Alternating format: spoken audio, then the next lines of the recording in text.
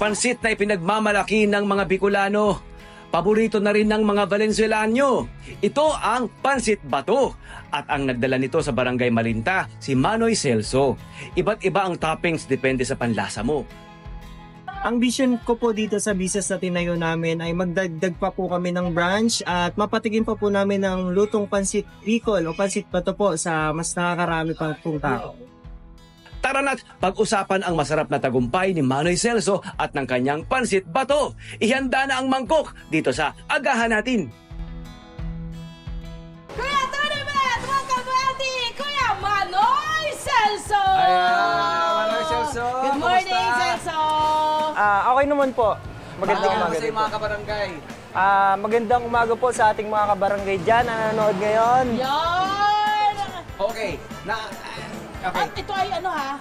Ato siya Bicolano. Kaya pati yung mga taga Bicol. Diyos maray na aga po sa Indogabos dyan sa Bicol na nagigilingon yan. Kaya pala pansit bato ang kanyang specialty. At talaga naman mula sa Bicol pa ang ingredients mula sa mga gulay, mula hanggang sa noodles, yung egg noodles nila. Inaangkat pa, dinadala ng bus. Para makarating dito. Pinipick up sa Cubao, no? Oo, Yes, tama sir. ba? Sige. Galing. Ikwento mo naman sa amin, Manoy Celso, kung ano ba ang pinagmulan nitong pansit bato mo. Kailan ka nag-umpisa? Paano sumikat ito? Manoy, Manoy, wait lang ha. Bago mo siya sagutin, hinga mo na ako sa bowl. Ito yung pansit bato na sinasabi natin. Kasi kanina ako manonaw eh. Hindi ka ba nakakain? Yeah, wait lang mo kaya. Ito ba, para mas espesyal, dagdagan mo lang ng 15 pesos, pwedeng May itlog. Itlog po. itlog at egg. Ayan. Oh. Gusto ko dito Kuya Manoy, kasi Sige po. dito bago luto Yan, ko yan, mainit. yan, yan, yan. Ito yung niluluto na kanina. Yan. Ako talaga ako. Ayan. Siyempre Oh, gusto lapit, namin yung lapit, para yun. lapit, Lapit lapit, na lapit, eh. lapit. Sarap dito, sarap dito yung kahit na ko lang. Pero pupunta ka rito. Ayan, ayan, ayan. Ayan na. Tapos, Manoy, ano yung mga pwedeng Anong topping? nilalagay? So, Meron po tayong ano dyan, lechong kawali, chicharong bulaklak, Shanghai, tsaka siomay po. Ayan, Okay, ayan. bigyan mo Dito ako niyan, bigyan mo Samahan na. natin Yan, na. yung lechon kawali. Kawali. Ayan, isa lang. Ayan. Huwag na isa, dalawa yun na. Yan, Ito dalawa naman, ano yan. Chicharong bulaklak. Chicharong bulaklak. Okay. Tapos, Tsaka Shanghai po, isa lang din. Shanghai. Magkano yan? Isang Magkano itong order ko na to?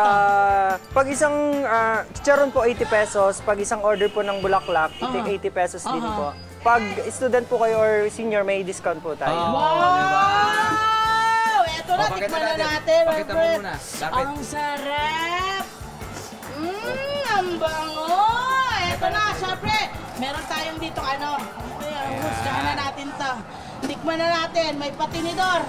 Ayan! O yan, habang inaayos ko yan. Tanong mo na! Okay. Tanong mo na! Manoy, paano ka nag-umpisa rito sa iyong negosyo? Kailan ka napadpad sa Maynila at paano mo na-umpisa nito? Napadpad po ako 2014. Unang trabaho ko po dito ay traffic enforcer. After noon, nagtinda po ako ng mushroom. Kasi nag-resign po ako sa pagiging traffic enforcer dahil nga po, binata pa lang po ako noon. Feeling ko bakit ganun dahil nakasangla po lagi yung ATM ko tapos binata pa, broken hearted. Sino yung nag-broken hearted? Sino Bumasok sa puso mo. Sinong Nakamove on bumasok na eh, sa nakamove puso? Oo, nakamove on na po ako, madam. Alam mo bakit? Siyempre, ang ganda na ng buhay niya ngayon. Oo, at saka maganda meron na siyang sariling pamilya. Correct, Ayan. correct, Opo, masaya na po ako ngayon. Kahit At 2014 to. 2014 po ito, tapos yun nga po, ano po ako sa pagiging traffic enforcer, nag-resign ako. Nag-aral naman po ako magpatubo ng mushroom. Okay. Tapos simula nung nag-aral po ako, nag-OJT po ako ng mushroom farming sa Antipolo, dinala ko naman po sa Valenzuela. Meron ako naging business partner dito. Tanim po kami ng mushroom dito at nagawa rin po kami ng chicharon mushroom. At bilang isang bagong negosyante po noon, nakala ko lagi Pasko kasi maganda yung income noon. 5K isang araw. Kaya lang, dumating yung time, bilang bagong negosyante po, na wala nang bumibili. Kumbaga, na-overwhelm ako sa ganda ng kita. One time na wala nang bumibili, na-depress po ako. Na-saturate yung market. Opo, tapos Na-depress ka. na-depress ako. Alas di ako kumain ilang buwan nun, sir. Alas di ako matulog. Kaya sabi ko, parang di sa akin bagay yung pagiging negosyante. Tapos, yun, after ilang years, sir, dumating naman yung pandemic, sir.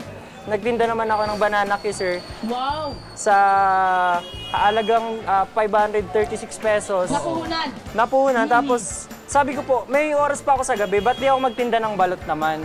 Ngayon, Grabe ka! Bakit ganun ka? Bakit ganun yung pagnanais mo na makapagtrabaho, na kumita, na rumakit? Dahil po sa kinalakihan kong buhay sa Bicol, yun nga po. Walang-wala. Kahit yung panggatas na lang po para sa akin, hihingi pa namin sa kapitbahay, yung ampo na tinatawag. Kumbaga ganun po, isang sardinas pagkakasya namin na ilan po kami sa Kahit pamilya. lumaki kang motivated. Motivated diba, po. Masenso, Tsaka masipag ka po. naturuan po ako ng mama ko na magtinda-tinda. Kaya nadara ko po dito yung lakas ng loob ko. Na kahit ilako ko yung banana kituron, sigaw-sigaw po ako dyan, di po ako mahiya. Dahil may pangarap po akong... Ganda. Husay. Ang ganda ng hindi na inano niya, na hinighlight niya na hindi siya nahihiya. Alam niyo kung bakit? May iba kasi rin tayong mga kababayan, mga kabarangay na minsan pinagtatawanan. Tama. Pag nag-uumpila ng isang negosyo at Tapos na isang... hindi Oo, na what? magpatuloy. Bagkus kailangan Nahihiya. nating suportahan. Okay, paano Pansit ka Bato, napasok paano dito sa natumbok ang Pansit Pansit Bato? Bato? Kailan nag-umpisa? Nung nagtitinda na po ako ng balot noon, 2 years, na sabi ko ang bagal ng progress, kailangan ko nang bumawi sa magulang ko kasi tumatanda na sila. Lalo't isa na lang po yung mama ko. Sabi ng mentor ko na pwede ka daw magtayo ulit ng negosyo basta alam na or may alam ka na sistema, ginagawa na ng magulang mo dati. Ngayon, naisip ko yung Pansit Bato na negosyo namin dati po sa Bicol, nadalhin po dito sa Valenzuela, which is wala naman po talaga nagpapansit bato dito. Sa Venezuela. Ginawa ko po, in-innovate ko na lang yung Pansit Bato ng Bicol kasi yung sa Bicol po is Oo. gisado lang po, walang lang. sabaw. Ginawa ko po, inali sabaw ko dahil mahilig po ako sa sabaw. Okay.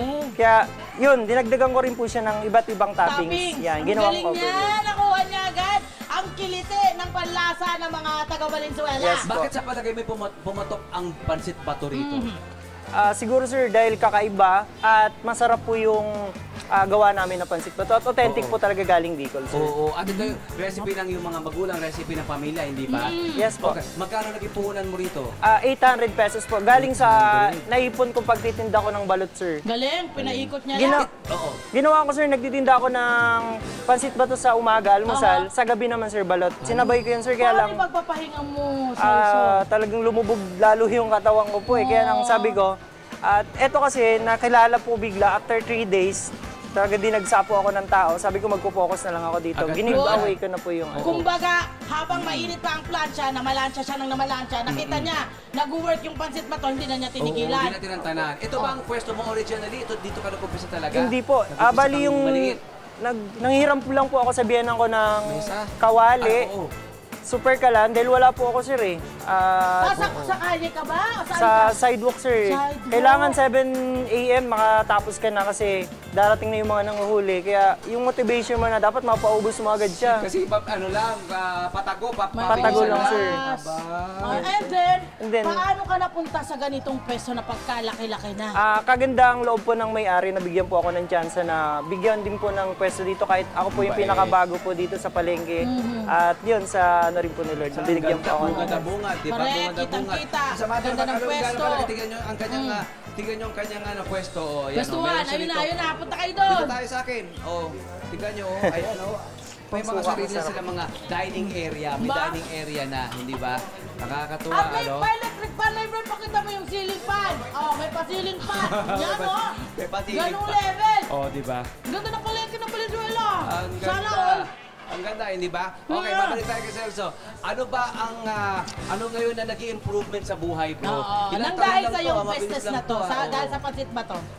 Ngayon po, breadwinner po ako ng pamilya. Tulong-tulong po kami pag-aralin yung dalawa naming college. Kagandahan po, 4th year na po yung isang kapatid namin. Yes! At nag-OJT Tapos mo po na. siya ngayon sa Quezon Yes! City. Nakaka-proud po dahil wala man tayong maimpundar na bagay dito. Pero makatulong ka sa kapatid mo, lalo't sa kapatid mo, hindi na iasa sa magulang mo. Doon pa lang po, feeling ko po, panalo na po ako doon. Yun Ano naman. Ano ba ang may papayo mo sa mga katulad mong gusto maging katulad Negosyante. mo? Maging negosyante. Di ba yung subok ng subok, tapos sumasablay, pumapalya. Sumasablay pero hindi tuloy-tuloy pa rin. bumibitaw. Siguro po, mag-focus lang po kayo sa pangarap ninyo. At syempre, isama niyo po si Lord habang nangangarap po kayo. Ang ganda! Isama Ang ganda ng batang isama to. ang Diyos sa Dahil you. dyan. Oo, Ano habang talaga nananalangin, yan. I ano? love you. Ayun Good eh. job! Good job, Manay Celso. At syempre, maraming salamat. Ay, nagpasalamat ka na. Ang malagay, ako makatikin. Di ba? Ay, nabibigyan ka na yun, oh. Marami pa yan. Bagong luto yan. Ayan, oh, lapit na. Lapit. Ayan, kung bibigyan mo na siya. Ayan, Magkano nga ito, bro? Magkano 40 pesos lang, sir. Bigyan mo siya. 40 pesos lang yan. 40 pesos lang po. Wow! Hi! Sa mga dyan na profile, mga Connect 25. This is Love and New Verbo. For more subscribe button. And follow us on our Net25 social media pages at Net25 TV and Net25 Entertainment Facebook. See ya. I love ya.